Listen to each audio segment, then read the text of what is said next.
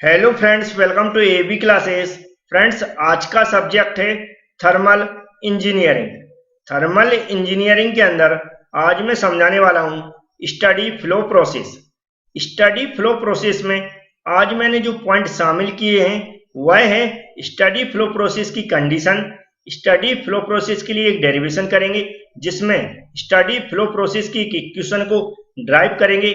इसके बाद friends, steady flow process की जो एप्लीकेशन होती हैं इंजीनियरिंग सिस्टम के लिए वह सब बताने वाला हूं, इसलिए फ्रेंड्स वीडियो पूरा जरूर देखें। इसके अलावा thermal engineering, material technology, manufacturing process, strength of material और भी कुछ सब्जेक्ट हैं, उन सभी से रिलेटेड मैं मैक्सिमम वीडियो डाल चुका हूं। वह आप देखना चाहते हैं तो पर्टिकुलर सब्जेक्ट के नाम से हमने प्ले लिस्ट बना रखी है, उसमें जाकर आप देख सकते हैं।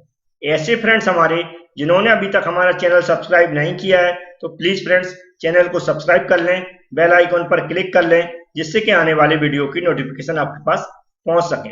अब फ्रेंड्स स्टार्ट करते हैं आज का वीडियो। तो जैसा कि फ्रेंड्स यहाँ पर टॉपिक लिखा है स्टडी फ्लो प्रोसेस, इसको समझाने से पहले थोड़ी सी हमें थ्योरी समझना होगी। फ्रेंड्स, जैसा कि फर्स्ट लॉ ऑफ थर्मोडायनेमिक्स आपने पढ़ा होगा, उससे पहले कुछ थ्योरी पढ़ी होगी थर्मोडायनेमिक सिस्टम के अंदर, जिसमें आपने डिफरेंट टाइप्स की जो प्रोसेस होती हैं उनको पढ़ा होगा। जैसे कि हमने स्टार्टिंग में पढ़ी होगी नॉन फ्लो प्रोसेस और फ्लो प्रोसेस। तो जैसा कि हम जानते हैं जो नॉन फ्लो प्रोसेस होती हैं वह किसके अंदर होती हैं? क्लोज सिस्टम के अंदर। क्लोज सिस्टम के अंदर क्या होता है? सिर्फ एनर्जी का ट्रांसफर होता है सिस्टम टू सराउंडिंग और सराउंडिंग टू सिस्टम। मास का ट्रांसफर नहीं होता है किसके अंदर? क्लोज सिस्टम के अंदर। जिसके अंदर क्लोज सिस्टम के अंदर जो भी प्रोसेस होती है उसे हम क्या बोलते हैं? Non flow process. दूसरी टाइप्स की होती है फ्लो प्रोसेस। फ्लो प्रोसेस होती है ओपन सिस्टम के अंदर।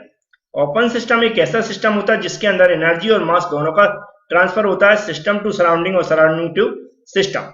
मतलब सिस्टम के अंदर एनर्जी और मास जा सकता है, सिस्टम के बाहर भी एनर्जी और मास आ सकता है, मतलब दोनों का ट्रांसफर होता है। तो ओपन सिस्टम के अंदर जो प्रोसेस फ्लो होती है वह उसे बोलते हैं फ्लो प्रोसेस। तो याद रहेगा friends, non flow process close system के अंदर होती है, फ्लो प्रोसेस ओपन सिस्टम के अंदर होती है। तो हमें सीखना है यहाँ पर फ्लो प्रोसेस। अब फ्लो प्रोसेस दो टाइप्स की होती हैं, एक होती है स्टडी फ्लो प्रोसेस, दूसरी होती है अनस्टडी फ्लो प्रोसेस। तो यहाँ पर फ्रेंड्स हम आज स्टडी कर रहे हैं स्टडी फ्लो प्रोसेस की। तो जैसा मैंने अभी बताया स्टडी फ्लो प्रोसेस किसका टाइप से? फ्लो प्रोसेस का। तो जब फ्लो प्रोसेस किसके अंदर होती है? ओपन सिस्टम के अंदर। तो स्टडी फ्लो प्रोसेस भी किसके अंदर होगी? ओपन सिस्टम के अंदर। मतलब स्टडी फ्लो प्रोसेस के अंदर क्या होगा? एनर्जी और मास का दोनों का ट्रांसफर होता है सिस्टम टू सराउंडिंग और सराउंडिंग टू सिस्टम। अब फ्रेंड्स, अगर कोई सिस्टम स्टडी फ्लो प्रोसेस पे काम कर रहा है तो उसके लिए कुछ कंडीशन होती हैं, उन कंडीशन को हमें यहाँ पर पढ़ना पड़ेगा। जैसा कि यहाँ पर लिखा है, पहली कंडीशन होती है कि जहां पर हम एनर्जी इंटर होती है, जो भी हमारा लिक्विड फ्लूइड जो भी इंटर हो रहा है उसके अंदर जो भी एनर्जी होगी इसके अंदर सिस्टम के अंदर, और जहां पर आउटलेट मतलब एग्जिट हो रहा है वहां दोनों पर कैसा होना चाहिए? मास का जो फ्लो रेट है वह एक समान होना चाहिए। ठीक है फ्रेंड्स, याद रहेगा पहला क्या है? इनलेट और आउटलेट पर हमारा मास का फ्लो रेट है वह कैसा होना चाहिए? एक समान होना चाहिए। इसके बाद जो भी हमारी हीट ट्रांसफर हो रही है सिस्टम के अंदर वह पूरे सिस्टम के अंदर कैसी होनी चाहिए? कांस्टेंट होनी चाहिए। तो हीट ट्रांसफर का रेट है वह कैसा होना चाहिए? एक समान होना चाहिए। इसके बाद थर्ड पॉइंट की बात करते हैं, the rate of work transfer is constant. और जो वर्क ट्रांसफर है वह भी कैसा होना चाहिए? एक समान होना चाहिए।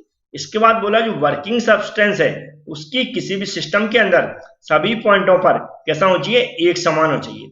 इसके बाद जो फिफ्थ पॉइंट है उसमें समझाया गया कि जो भी केमिकल कंपोजिशन है उसमें कोई भी परिवर्तन नहीं होना चाहिए। तो फ्रेंड्स समझ में आया होगा। पहला पॉइंट हमें ये समझना है, steady flow process open system के अंदर होती है। ओपन सिस्टम में क्या होता है?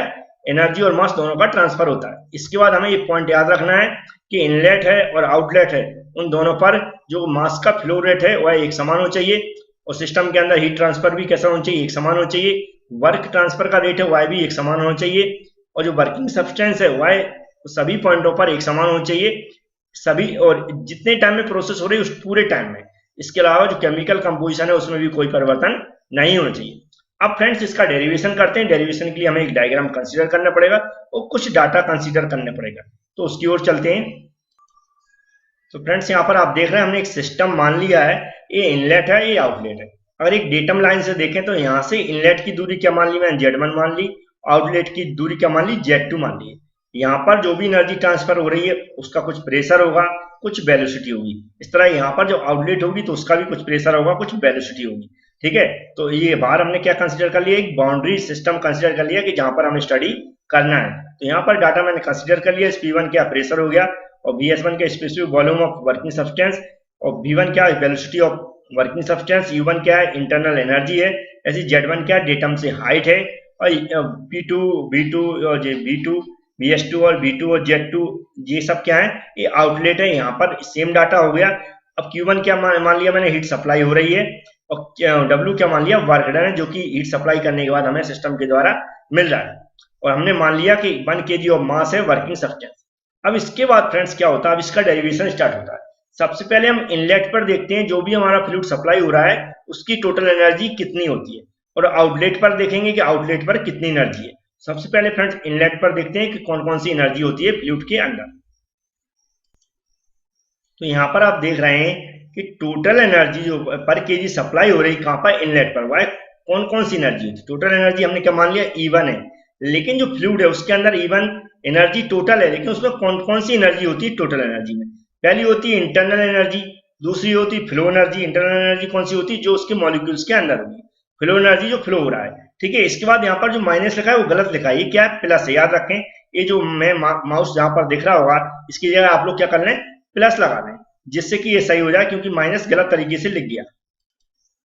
तो उम्मीद है ये सही कर लेंगे, यहाँ पर प्लस लगा लेंगे क्योंकि हमने सभी जगह प्लस लगाया हुआ है। इसके बाद उसके अंदर जो काइनेटिक एनर्जी होती है, जो हमारा फ्लूइड एक जगह से दूसरी जगह जाता है, पोटेंशियल एनर्जी होती है जब वो इस तरह होता है, और हीट सप्लाई होती है। तो इतने टाइप्स की एनर्जी होती है जब इनलेट पे। लेकिन हम जानते हैं कि जब जो आउटलेट पे एनर्जी होगी E2, इसको E1 माना तो आउटलेट पे क्या मानेंगे हम, E2 मानेंगे। तो इतनी ही टोटल एनर्जी कितनी होगी, आउटलेट पर होगी। क्योंकि फर्स्ट लॉ के अकॉर्डिंग हम जानते हैं जितनी किसी सिस्टम को एनर्जी देते हैं उतना ही हमें इक्वल वर्क डन मिलता है उसी एनर्जी के रूप में। तो E1 इक्वल टू क्या होता है, E2 होता है। सबसे पहले इसको हम जो सिंबल यहाँ पर डाटा कंसिडर किए हैं कि इंटरनल एनर्जी क्या है, U1 है, फ्लो एनर्जी या displacement energy, kinetic energy, potential energy, heat supply, ये सारी एनर्जी लिख लेते हैं। देख रहे हैं इसको मैंने कन्वर्ट कर लिया, इंटरनल एनर्जी की जगह U1 लिख दिया, और फ्लो एनर्जी या डिस्प्लेसमेंट एनर्जी के लिए P1 Bs1 लिख दिया, प्लस V1 स्क्वायर अपॉन 2 जो कि काइनेटिक एनर्जी होती है, GZ1 क्या होती है, जो हमारी पोटेंशियल एनर्जी होती है, प्लस हीट सप्लाई, क्योंकि हीट सप्लाई कितनी कर रहा है, Q1 से 2, मतलब प्रोसेस मान ली 1 से 2, क्योंकि हीट क्या है, एक हमारा पाथ फंक्शन है, इसलिए हम इसको 1 से 2 लगा दिया। ठीक है, ए इसकी यूनिट हो गई। इतना समझ में आ गया होगा। अब हमने जैसा बताया E1 यहाँ पर सप्लाई हो रही है, तो E2 क्या होगा, यहाँ पर एग्जिट होगी क्या, एनर्जी। लेकिन दोनों एनर्जी E1 के बराबर क्या होगी, E2 होगी। क्यों, क्योंकि फर्स्ट लॉ कहता है जितनी एनर्जी हम यहाँ सिस्टम को सप्लाई कर रहे हैं उतनी एनर्जी हमें यहाँ पर एग्जिट पे मिलेगी। ठीक है फ्रेंड्स, तो हम इसकी E2 एनर्जी भी मान लेते कितनी होती, सिर्फ हमें क्या करना है, E1 की जगह हमने सब में 1 लगाया, E2 की जगह हम इन सब में क्या लगा देंगे, 2 लगा देंगे। लेकिन यहाँ पर याद रखना, यहाँ पर हम हीट सप्लाई कर रहे हैं और यहाँ पर हमें क्या मिलेगा, वर्क डन मिलेगा। तो Q1 से 2 की जगह हम क्या कर देंगे, W1 से 2 लिख के दिखा देता हूं मैं। तो यहाँ पर देख सकते हैं E2 equal to U2 plus same equation लिखी है। देखो U1 की जगह U2, P1 Bs1 की जगह P2 Bs2 plus V1 square 2 की जगह V2 स्क्वायर 2 GZ2 W1 से 2। यहाँ पर परिवर्तन किया क्योंकि यहाँ पर हम 1 पे हीट सप्लाई कर रहे हैं, जबकि यहाँ पर हमें क्या मिल रहा है, वर्क डन मिल रहा है। तो W से 1 से 2 क्या मिला, हमें वर्क डन मिला। तो यहाँ पर जो एनर्जी सप्लाई होगी E1 वो कहाँ लिख दी, यहाँ पर मैंने लिख दी टोटल एनर्जी। यहाँ पर जो हमारा आउटलेट है वहां पर जो एनर्जी मिलेगी वो क्या लिख दी, यहाँ पर लिख दी। लेकिन जैसे मैंने बताया फर्स्ट लॉ के अकॉर्डिंग कि जितनी हम हीट सप्लाई यहाँ पर कर रहे हैं उतना ही वर्क डन हमें यहाँ पर मिल रहा है। मतलब एनर्जी जितनी यहाँ पर सप्लाई करेंगे उतनी एनर्जी यहाँ पर मिलेगी। मतलब E1 इक्वल टू क्या होगा, E2 के बराबर होगा। तो E1 इक्वल टू क्या लिख देंगे हम, E2 लिख देंगे। तो फ्रेंड्स यहाँ पर आप देख सकते हैं E1 की जगह कौन सी इक्वेशन, A1 है, ए लिख दी। तो मैंने ये लिख दिया, इक्वल के बाद मैंने क्या लिख दिया, ए वाली जो इक्वेशन है उसको लिख दिया। ठीक है, और जो स्टेटमेंट है यहाँ पर वो भी लिख दिया कि क्यों। ठीक है, मैं समझा चुका हूँ फर्स्ट लॉ के अकॉर्डिंग जितनी एनर्जी सप्लाई हो रहा है उतनी एनर्जी हमें आउटलेट पे मिलेगी वर्क डन के रूप में। तो यहाँ पर E1 इक्वल टू U2 कर दिया, E2 कर दिया। E1 की जगह मैंने इसको लिख दिया, E2 की जगह इसको लिख दिया। अब फ्रेंड्स इसमें और परिवर्तन कर सकते हैं। क्या परिवर्तन कर सकते हैं, हम जानते हैं एंथैल्पी के फॉर्मूले से क्या होता है, U1 प्लस PV क्या होता है, U1 plus PV specific heat हो जाएगी और प्रेशर यहाँ पर हो जाएगा प्रेशर। और U2 प्लस पीवी क्या हो जाता है, एंथैल्पी पॉइंट 2 पर। U1 प्लस पीवी क्या हो जाएगा, एंथैल्पी पॉइंट 1 पर। U2 प्लस P2 V2 क्या हो जाएगा, एंथैल्पी पॉइंट 2 पर। तो इन दोनों की जगह हम क्या लिखेंगे, H1 और H2 लिख के दिखा देता हूं मैं। तो फ्रेंड्स यहाँ पर हमने स्टेटमेंट भी लिख दिया, U1 plus PV S1 equal to H1 होता है एंथैल्पी, और U2 प्लस पीवी1 इक्वल टू क्या होता है, H2 होता है, जो कि एंथैल्पी पॉइंट 2 पर। अभी इस H1 और H2 हमने इसकी जगह लिख दिया, जैसे इसकी जगह हमने क्या लिख दिया H1 और इसकी जगह क्या लिख दिया H2, जो कि यहाँ पर देख रहे होंगे आप। इस इक्वेशन को चेंज करके मैंने इसकी जगह क्या लिख दिया H1 लिख दिया। ये इतनी बची हुई इक्वेशन जैसी की तैसी लिख दिए। फिर यहाँ से इसकी जगह मैंने क्या लिख दिया H2 लिख दिया, जो कि आप यहाँ पर देख रहे होंगे। और जो बची हुई इक्वेशन यहाँ से यहाँ तक जैसा है वैसे ही लिख दिया। अब इसको अगर वर्डों के रूप में लिखना चाहें तो H1 क्या होती है, एंथैल्पी होती है। ये क्या होती है, काइनेटिक एनर्जी, जिसको हम Ke से डिनोटेट करते हैं। ये होती है पोटेंशियल एनर्जी, जो Pe से डिनोटेट करते हैं। ये होती है हीट सप्लाई। ये होता है H2 जो एंथैल्पी है। ये क्या होती है, काइनेटिक एनर्जी पॉइंट 2 पर, Ke2 लिख दिया। और ये होती है पोटेंशियल एनर्जी पॉइंट 2 पर, इसको लिख दिया। ये वर्क डन है पॉइंट 2 पर जो हमें मिल रहा है। अब इस इक्वेशन हमने स्टार्टिंग में क्या माना था, ये तो वर्डों के रूप में, कोई दिक्कत नहीं। हमें यूज इस इक्वेशन को ही करना है, ये वाली, इसको फाइनल हमें याद कर लेना है, इक्वेशन है। लेकिन अगर मास की वैल्यू दी रहती है, क्योंकि हमने क्या माना, mkg मास माना हुआ है, तो इन दोनों में क्या हो जाएगा, मास का मल्टीप्लाई हो जाएगा इस इक्वेशन में। तो मास का मल्टीप्लाई करके दिखा देता हूं, फाइनल इक्वेशन में बता देता हूं। तो यहाँ पर आप देख सकते हैं, ये जो इक्वेशन देख रहे हैं, इसको मैंने फाइनल ऐसा लिख दिया, क्योंकि हमने क्या मान लिया कि mkg क्या है, मास ट्रांसफर हो रहा है। तो m क्या हुआ, इधर मल्टीप्लाई कर दिया, दोनों की ओर मल्टीप्लाई कर दिया। यदि मास की वैल्यू दी रहती तो यहाँ पर लिख सकते, नहीं तो दोनों एक दूसरे से कैंसिल हो जाती है। तो हम इसमें जो इस इक्वेशन को यूज करके हम कैसे आगे फाइंड आउट करेंगे, अलग अलग एप्लीकेशन, अलग अलग इंजीनियरिंग सिस्टम के ऊपर, वह आप देख लें। याद रखें, स्टडी फ्लो इक्वेशन हमारी यही होती है, इसको आपको याद रख लेना है। न्यूमेरिकल बहुत बार पूछे जाते हैं। इसमें आपको यहाँ पर एंथैल्पी पॉइंट 1 पर होगी, जे होगी वेलोसिटी पॉइंट 1 पर, जी क्या होगी, जो ग्रेविटी होगी, Z1 क्या होगी, हाइट होगी डेटम 1 से पॉइंट इनलेट 1 पर, और Q क्या होगी, जो भी हम हीट सप्लाई करेंगे। ऐसे M क्या होगा, यहाँ मास, ये होगी पॉइंट 2 पर एंथैल्पी आउटलेट पर, ये होगी वेलोसिटी आउटलेट पर, जी क्या होगी ग्रेविटी, दोनों में वैल्यू सेम होगी। Z2 क्या होगी, जो आउटलेट है उसकी डेटम से हाइट होगी। W क्या होगा, जो वर्क डन हमें मिलेगा। तो ये क्वेश्चन आप याद रख लें फ्रेंड्स। अब हम इसकी एप्लीकेशन की बात कर लेते हैं। तो फ्रेंड, फर्स्ट एप्लीकेशन की बात कर रहे हैं हम बॉयलर की। यहाँ पर हेडिंग डली, application of steady flow energy equation, इसके लिए एनर्जी सिस्टम के लिए। पहला एनर्जी सिस्टम मैंने मान लिया बॉयलर है। इसके ऊपर जो फर्स्ट लॉ में अप्लाई करेंगे, तो हम क्या करेंगे, सबसे पहले हमने क्या कर दिया, इसको क्लोज कर दिया है चारों ओर से। ठीक है, बॉयलर का काम आप सभी लोग जानते हैं कि इसको हीट सप्लाई करते हैं। वाटर के थ्रू हम क्या करते हैं, वाटर को स्टीम में कन्वर्ट करते हैं। वाटर से हम स्टीम जनरेट करते हैं हीट सप्लाई करके। ठीक है फ्रेंड्स, तो इसमें क्या हुआ, ये बॉयलर का काम क्या है, स्टीम जनरेट करना वाटर के थ्रू, एप्लीकेशन ऑफ हीट। ठीक है, तो इसको मैंने क्या किया, जो भी वाटर यहाँ पर कोई सिस्टम बताया गया, इस सिस्टम से हमें कोई मतलब नहीं रखना। हमें ये देखना है कि एक क्लोज सिस्टम है। ठीक है, तो इसके अंदर जो होगा वर्क डन क्या रहता है, 0 होगा। ठीक है, और जब इसके वर्क डन 0 होगा, तो काइनेटिक एनर्जी और पोटेंशियल एनर्जी भी क्या होती है, यहाँ पर 0 होती है। ठीक है, तो अगर वर्क डन, काइनेटिक एनर्जी और पोटेंशियल एनर्जी अगर इस इक्वेशन में जो मैंने ऊपर से निकाली हुई है, जो आपको दिख रही है, इसी में रख दें, तो हमारे पास क्या बचेगा, हमारे पास बचेगा Q equal to H2 minus H1। तो अगर बॉयलर के अंदर अगर फर्स्ट लॉ में अप्लाई करते हैं, तो उसके अंदर जो हमें इक्वेशन मिलती है वह क्या मिलती है, अगर इतनी हीट सप्लाई करेंगे तो किसमें डायरेक्ट परिवर्तित हो जाती है, एंथैल्पी में। तो यहाँ पर हमें एंथैल्पी मिलती है H2 माइनस H1। अब नेक्स्ट एप्लीकेशन की बात करते हैं।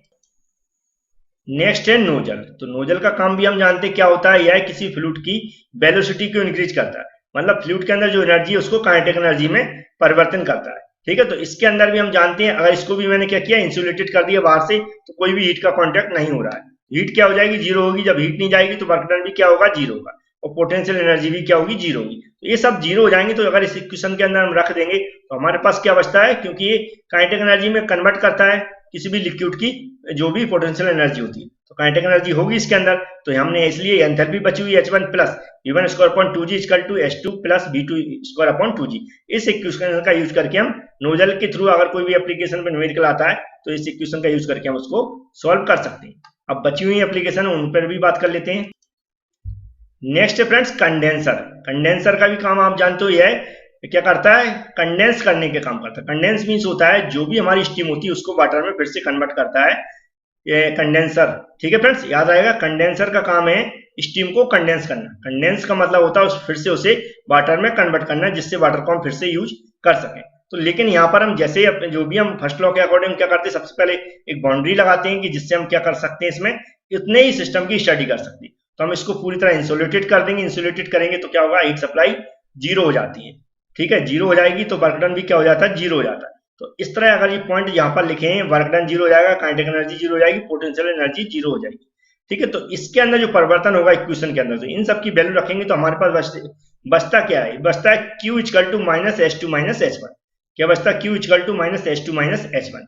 ये जो बचेगा, लेकिन हम क्या करेंगे, इसमें माइनस लगाते हैं। माइनस क्यों लगाते हैं, ये निगेटिव एंथैल्पी मिलती है क्योंकि इसमें टेम्परेचर ड्रॉप होता है। तो फ्रेंड्स, इसकी इक्वेशन आप ये याद रख लें, हीट का Q इक्वल टू, हीट कौन सी होती है, जो सिस्टम के अंदर है, फ्लूइड के अंदर, याद रखें। ठीक है, बाहर से हम हीट सप्लाई नहीं करते हैं। ठीक है, इतना आप याद रखें। इसलिए यहाँ Q इक्वल टू दिया हुआ है क्योंकि ये जो भी फ्लूइड है उसकी एनर्जी की बात करता है। Q equal to minus H two minus S one हो जाएगा। एक क्वेश्चन याद रख लें कंडेंसर के लिए। अब नेक्स्ट बची हुई एप्लीकेशन, उनकी भी बात करते हैं। नेक्स्ट है टरबाइन।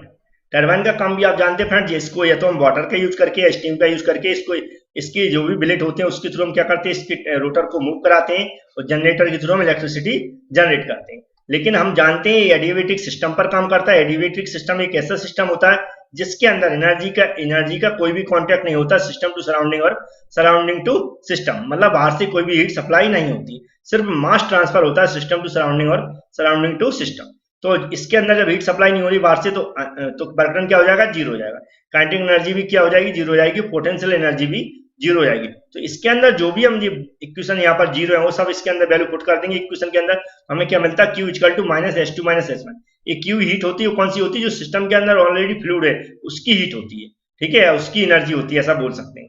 लेकिन इसमें भी क्या होती है, एनर्जी हमें एंथैल्पी कैसे मिलती है, हमें नेगेटिव मिलती है। तो फ्रेंड्स, ये जो भी इक्वेशन मैंने बताई अलग अलग एप्लीकेशन पर, अलग अलग जो भी डिवाइस थी, और भी बहुत सारी डिवाइस हैं, जैसे कंप्रेसर है, एवेपोरेटर है, बहुत सारी हैं जो नॉर्मल बुक में आपको मिल जाएंगी। एक आपको समझाने के तरीके से मैंने बताने की कोशिश की। अगर फ्रेंड्स पसंद आया हो तो वीडियो को लाइक जरूर कर दें। Thank you.